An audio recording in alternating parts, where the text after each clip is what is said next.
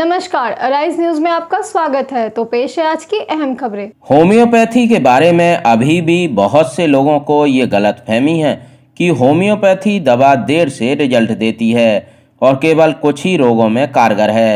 लेकिन आज होम्योपैथी चिकित्सा पद्धति ने काफ़ी तरक्की की है और आज होम्योपैथी दवाएं न केवल तुरंत असर दिखाती हैं, साथ ही इनके कोई साइड इफ़ेक्ट भी नहीं हैं। छपरा के एक माह में स्टेशन रोड स्थित शंकर होम्यो क्लिनिक के डॉक्टर उमाशंकर कहते हैं कि उन्होंने अपनी प्रैक्टिस के दौरान दर्जनों ऐसे लाइलाज मरीजों का सफल इलाज किया है जो एलोपैथी से निराश हो चुके थे। नमस्कार, मैं हूं रुपेश कुमार। एराइज न्यूज में एराइज 24 न्यूज में स्वागत है। छपरा जिला के एकमा प्रखंड में पहुंचे हुए हैं डॉक्टर उमाशंकर। की तरह से होम्योपैथिक से इन्होंने इलाज करने का काम करते हैं। मेरे सामने डॉक्टर साहब उपस्थित हैं, इनसे भी परिचय लेना चाहेंगे। सबसे पहले sir, arise news arise 24 news में आपका स्वागत है। आपका भी। जी जी। किस तरह से अपने मरीजों को देखने का कार्य करते हैं? देखिए, हेमोपैथ में कोई डिजीज के हिसाब से मेडिसिन डिवाइड नहीं किया गया है। इसमें मेन थेसिस है treat the patient not the disease. रोगी का इलाज कीजिए, रोग का नहीं। जैसे डायरिया हो गया, तो डायरिया होने के बहुत सारी कारण होता है। अधिक खा लिए, तेलीय चीज़ खा लिए, फास्टिंग कर लिए, या धूप लग गया या ठंडा लग गया। डिजीज तो डायरिया हो गया, लेकिन कारण उसका कॉज अलग अलग है, तो मेडिसिन भी अलग अलग होता है। इसलिए एलोपैथ और हेमोपैथ में तुलना नहीं किया जा सकता है। कितने लोग तुलना करते हैं कि हम बेटर हैं तो हम बेटर हैं। बेटर कोई नहीं है, सबका उद्देश्य एक ही है कि रोगी को निरोग रखना है कि नहीं। आयुर्वेद हुआ, हेमोपैथ हुआ या एलोपैथ हुआ, ये सबका एक ही उद्देश्य है कि मानव का कल्याण हो, और उस हिसाब से हम लोग इलाज करते हैं। इसके बहुत सारी और है थेसिस, लेकिन उतना डीपली तो हम जा नहीं रहे हैं। अब उसी तरह फीवर हुआ, फीवर ठंडा से लग कर भी हो सकता है, गर्मी लग कर हो सकता है, अधिक परिश्रम करने से भी हो सकता है। तो उस हिसाब से है दवा। ये नहीं कि फीवर हो गया, कालपोर पैरासीटामोल दे दिया, हम ठीक हो गया, साथ में विटामिन दे दिए। फीवर में बहुत सारी मेडिसिन है। नक्स चलता है, पल्सटीला चलता है, लाइको चलता है, टाइम वाइज चलता है। इवनिंग को आ रहा है तो कौन सा, डे को आ रहा है तो कौन सा, ठंडा लग कर आ रहा है तो कौन सा, गर्मी हो रहा है तो कौन सा, पंखा अच्छा लग रहा है तो कौन सा, नहीं अच्छा लग रहा है तो कौन सा, अलग अलग डिवाइड किया गया। इसलिए एक ही मेडिसिन बहुत सारी दवा ठीक किया जा सकता है, जो जितना स्टडी किया है उस हिसाब से। लेकिन आजकल हम देख रहे हैं हेमोपैथ में भी कुछ लोग रोग का नाम सुने पट से दवा बता दे रहे हैं। इस तरह खासकर हमसे आप रोड पर पूछिएगा कि डॉक्टर साहब हमको ये रोग हो गया, दवा एक ठो लिख दीजिए, तो हमसे नहीं लिखा पाएगा। इस तरह हम नहीं लिख पाते हैं। पूरा उसका सिम्टम नहीं लेंगे, लक्षण नहीं लेंगे कि आपको भूख लग रहा है कि नहीं, पेट का स्थिति क्या है, शांत रहना चाहते हैं या फुर्ती रहते हैं कि सुस्ती रहता है, क्या रहता है, ठंडा अच्छा लगता है कि नहीं लगता है, 10 आदमी के बीच में रहते हैं कि अकेला रहना चाहते हैं, संगीत अच्छा लगता है कि नहीं, बहुत सारी काम है इसमें बात। उस हिसाब से दवा दिया जाता है। एक डॉक्टर साहब ये भी देखा जाता है किडनी संबंधित, उसमें क्या होता, किडनी में पथरी हो जाना, उस तरह से बड़े बड़े हॉस्पिटल में जाने के बाद ऑपरेशन की बात की जाती है।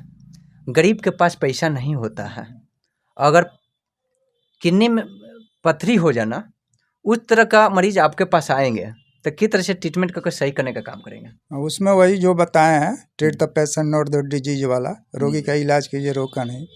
अब पैथोलॉजिकल चेंज हो जाता है बॉडी में, तो उसके लिए हेमोपैथ में अब स्पेशल कुछ मेडिसिन आ गई है। लोग सुन लेते हैं, दवा दे देते हैं, लेकिन वैसा बात नहीं है। जो हमारे हेनमन साहब बता गए हैं, केंट साहब बता गए हैं, उस हिसाब से भी अच्छा इलाज किया जा सकता है हेमोपैथ माध्यम से।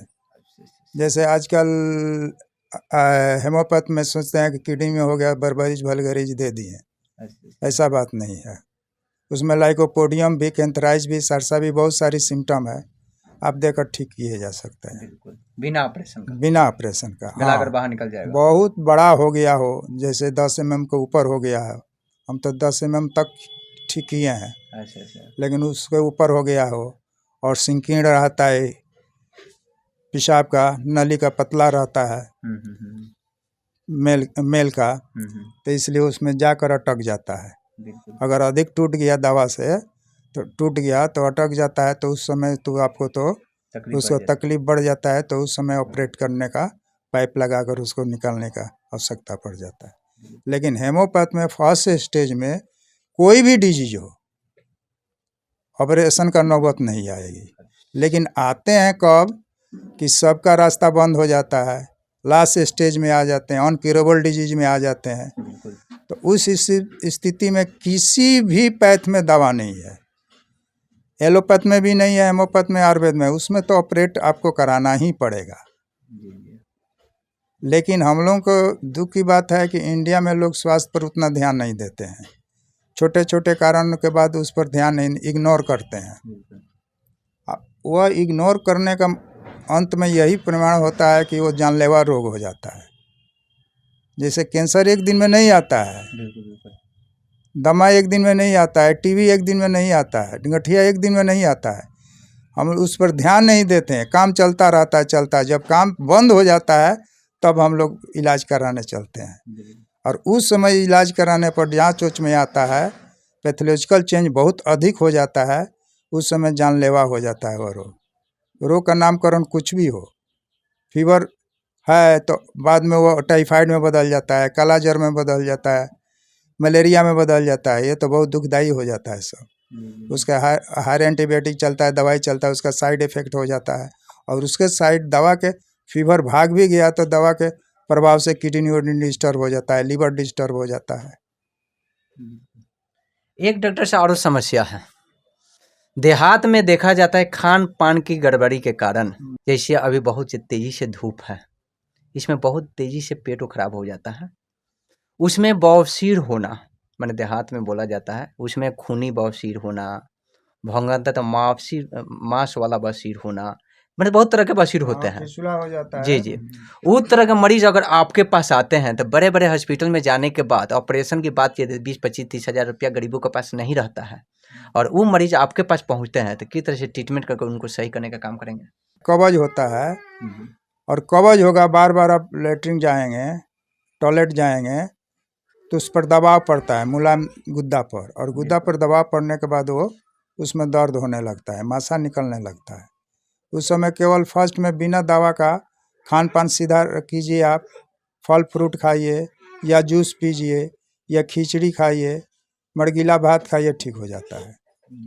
लेकिन लोग खाते नहीं हैं, मेडिसिन पर चल देते हैं। मेडिसिन कब आवश्यकता पड़ता है, हम स्वतः नहीं सही रहते हैं, इसलिए आवश्यकता पड़ता है। फीवर भी है, 24 घंटा आप फास्टिंग कीजिए, फीवर भाग जाएगा, कोई पैरासीटामोल की जरूरी नहीं है। लेकिन सब रोग लाने के लिए हम ही लोग दोषी हैं, प्राकृतिक दोषी नहीं है, नेचर दोषी नहीं है, हम ही लोग दोषी हैं। अब देखिए अभी तो लगन चल रहा है, जाएंगे 50 रुपया 100 रुपया देंगे और उनको 200 रुपया खाकर चले आएंगे। जो नहीं खाना है, नहीं मांग रहा है पेट, जीभ मांग रहा है, खूब ठूस ठूस को खा लिए। अच्छी बात, तो होगा ही। बिल्कुल। अभी गर्मी का दिन है, इसमें शरबत पीना चाहिए, जूस पीना चाहिए, या लौकी सस्ता है, उसको लौकी की सब्जी खाइए, चावल खाइए। लेकिन नहीं, लौकी में भी मसाला डाल देते हैं लोग।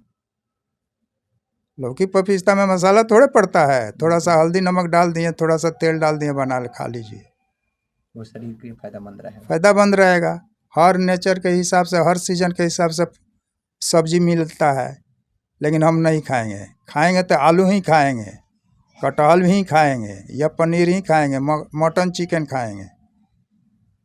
तो हम लोग तो वेजिटेरियन है, मनुष्य वेजिटेरियन है, और नॉन वेज मारते रहते हैं हम लोग, तो होगा ही। डॉक्टर साहब एक चीज़ और पूछेंगे आपसे, आप तो अपने क्लिनिक में बहुत सालों से अपने सेवा देते आ रहे हैं, आपके हाथों द्वारा किस तरह का मरीज को आपने ठीक करने का काम किए हैं और क्या संदेश देना चाहेंगे राई न्यूज में, राई 24 न्यूज में? हम शुरू जब प्रैक्टिस करना शुरू किए तो बहुत डरते थे। जी जी। खासकर 2-3 रोगी पर, जैसे फीवर का हेमोपैथ में कोई खास दवा नहीं है और किताब देखने में बहुत सारी दवा है। ये स्किन डिजीज जो लिकोडर्मा है, इस पर हम बहुत घबराते थे, लेकिन इस पर मंथन करने पर दोनों पर हम कंट्रोल पा गए। क्योंकि देहात में ये लोग नहीं समझेंगे कि हेमोपैथ डॉक्टर हैं असाध्य रोगी के इलाज करते हैं।